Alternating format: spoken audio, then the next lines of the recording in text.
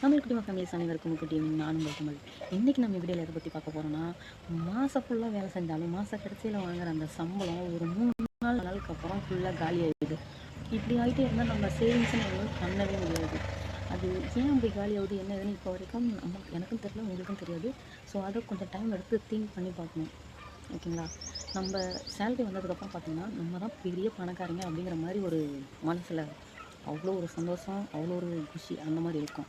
அப்படி இருக்கிறப்ப நம்ம ஒரு 10 ரூபா போட்டு வாங்குற திங்ஸையே நம்ம சேலரி வந்ததுக்கப்புறம் 50 ரூபா 100 ரூபா அப்படிங்கிற மாதிரி கொஞ்சம் கொஞ்சம் வாங்கிடுவோம். அந்த ஆடம்பர செலவு தான் நம்ம குறைச்சிக்கணும். சரிங்களா? இன்னும் பெண்களை மேக்கப் பொருள் கொஞ்சம் குறைச்சிக்கோங்க. ஜென்ஸாக இருந்துச்சுன்னா பீடி, சிகரெட் இது மாதிரியெல்லாம் குறைச்சிக்கோங்க.